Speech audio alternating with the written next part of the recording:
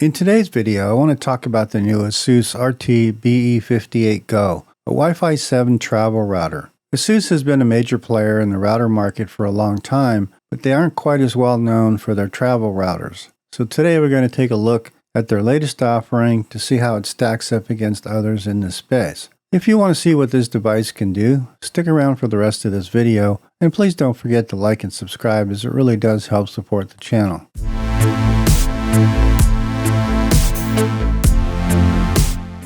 Full disclosure, ASUS did send me this router to review free of charge. However, they haven't paid for or influenced the content in any way. All the testings, results, and opinions are entirely my own. Before we dive into the configuration and performance testing, let's look at the specifications of the ASUS RT-BE58 Go. It supports multiple modes, including mesh, main router, public hotspot, repeater, and access point. These modes can be toggled either via the physical switch, if you choose to use it that way, or the web interface. The device features a one-click public Wi-Fi WISP mode, which can quickly convert public Wi-Fi into a private secure hotspot for all your devices. The device supports WAN, Wi-Fi, 4G, 5G USB dongles, and smartphone USB tethering with automatic failover. Under the hood, it packs a Broadcom quad-core 2 GHz processor, a gigabyte of RAM, and 256 megs of flash memory. Inside the box, you'll find the documentation, the router itself, a USB-C power adapter, and a flat Ethernet cable. The hardware is equipped with a 2.5 gig WAN port, a 1 gig LAN port, and a USB 3 Gen 1 port. On the front, you have some ventilation and a single RGB LED for status. The sides feature 2 flip-up antennas and a programmable multifunction switch. The bottom of the unit has wall mount points, and it contains the label for all the default credentials for both admin and the default SSID, which you'll need later in the setup. This device can be set up using the ASUS mobile app or any web browser. For this video, I'll be using a web browser to set it up, but we'll take a quick overview of the app later in the video. To begin setup, power on the device and wait for it to boot.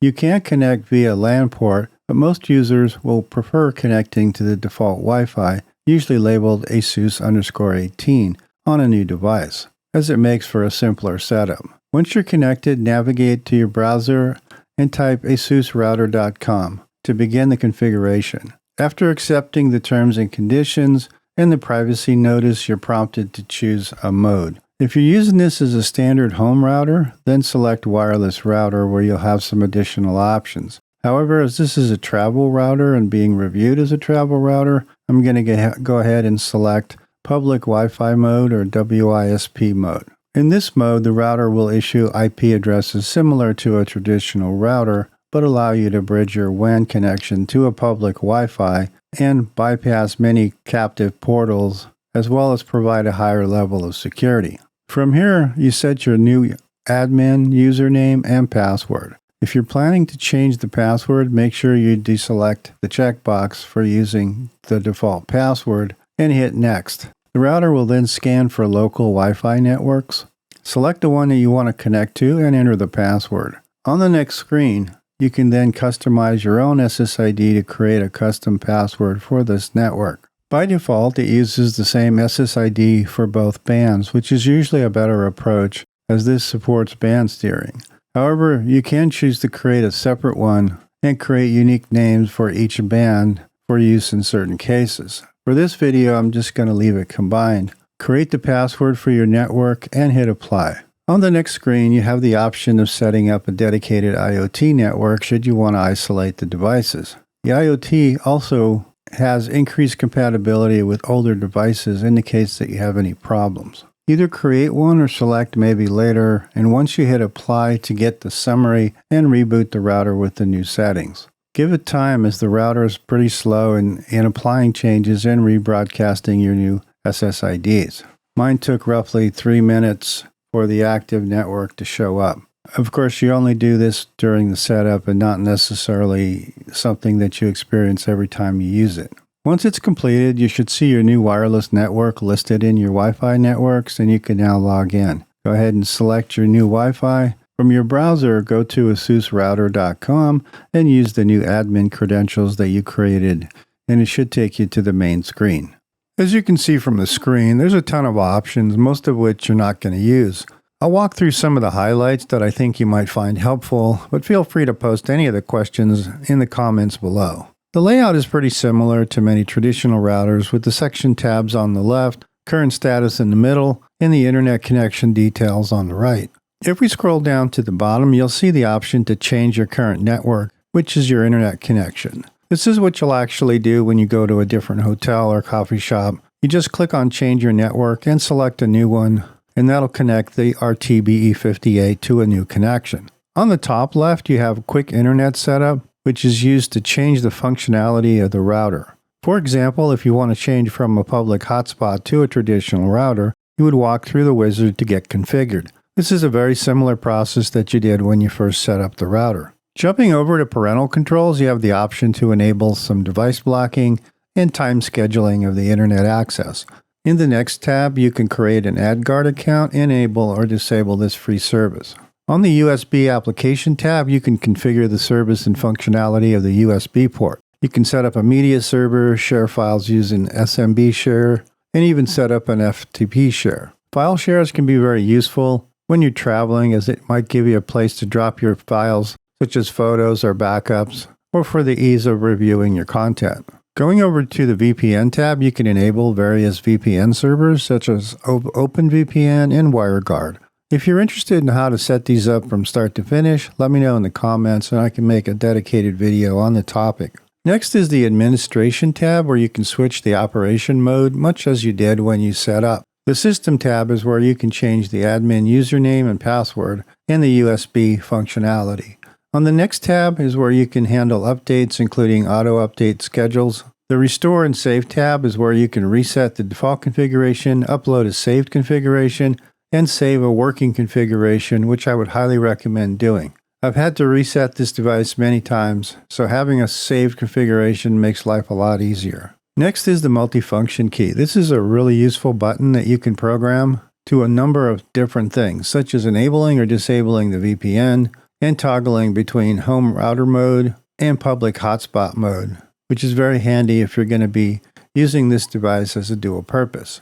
Keep in mind that when you set up the home and travel buttons, you will have to perform 2 independent setups from the beginning. There's a ton more features, but we can't cover everything in one video. But now that we've seen at least a quick overview of the major features, let's run through some quick performance testing using the GL.iNet GL-BE3600 Slate 7, which was released earlier in 2025. I'll be testing both of these using a wireless WAN connection to simulate how you would connect to in a hotel room or a coffee shop, as well as a wired WAN like some resorts still use. This will also help in defining the max performance for both devices. I'll be testing using Open Speed Test on a local server to avoid the variability of using the internet itself. For the first test, I've attached both travel routers to a wireless network to simulate attaching to a hotel or public network. Looking at the benchmark, the Slate 7 has a slightly faster download performance versus the ASUS RT-BE58. But as you get into the upload speed, the BE58 has the edge in upload performance. I ran these tests several times and the results were pretty repeatable. As this involves 2 wireless connections, there is a variability in these results. Next, I attached a wired connection to the WAN port on both of these devices to eliminate that second wireless bounce and focus on the main wireless performance from my laptop to the router itself. Looking at the benchmarks, we can see a different story, and the ASUS RT-BE58 is significantly faster on both download and upload over the Slate 7, demonstrating better performance overall. Again, I repeated these tests several times and the results were very repeatable. Let's take a quick look at the app. After downloading and launching it, you're given the option to set up a new device or manage one. Since I just set this up using the web browser, I chose to manage an existing device. The next screen reminds you that you need to be connected to the router's Wi-Fi for the app to actually detect a router. Once you connect to the same Wi-Fi as the router, it will connect the router and prompt you to enter in your credentials. I'll skip enabling remote connections since I don't use proprietary solutions, but you can decide whether or not you want to use it. The top section provides information about your connections. In the middle, it displays some real-time information that you can toggle through including traffic, network name, CPU and RAM usage, and the number of connected clients. Clicking on the Devices section lists all the devices that are currently connected. The Insights section reminds you that you need to register the device and turn on AP protection. The Family section offers some profiles that you can enable based on your needs. In the settings, you have access to most of the same options as you did in the web version, so I won't go through all of them. However, there's one feature that you need to know about, and it's pretty buried in the settings. As a travel router, you'll often need to gain access to the network that you're connected to. To change it, you go to Settings, System Settings, then Operation Mode, and below that, you'll see the current Wi-Fi network that you're connected to. So if you move locations or need to change it because you went to a different hotel or whatever your particular needs are, this is where you need to go to change it, which is one feature that I thought should be on the main screen, not buried way down in the settings. Overall, the app is very useful and has a ton of features, but it's really designed for the home router. All the key features you need as a travel router are buried far into the menu. In summary, this new entry into the travel router category is a fantastic performer and comes equipped with all the essential features you'll need in a travel device. It stands out as one of the fastest routers I've tested to date, and once you've configured it, it performs exceptionally well. However, my primary concern with the device is the software experience. If you're accustomed to other travel routers like the GL.iNet or the TP-Link, you might find this to be a little bit of a learning curve. While critical modes such as public Wi-Fi mode are straightforward, if you know what you're looking for, they differ from the rest of the industry's approach. If you're looking for a reliable piece of hardware that currently ranks amongst the best performers, and you're willing to learn their approach, this is a solid choice and you can't go wrong. That's about it for today's video. Thanks for watching, and I'll see you on the next one.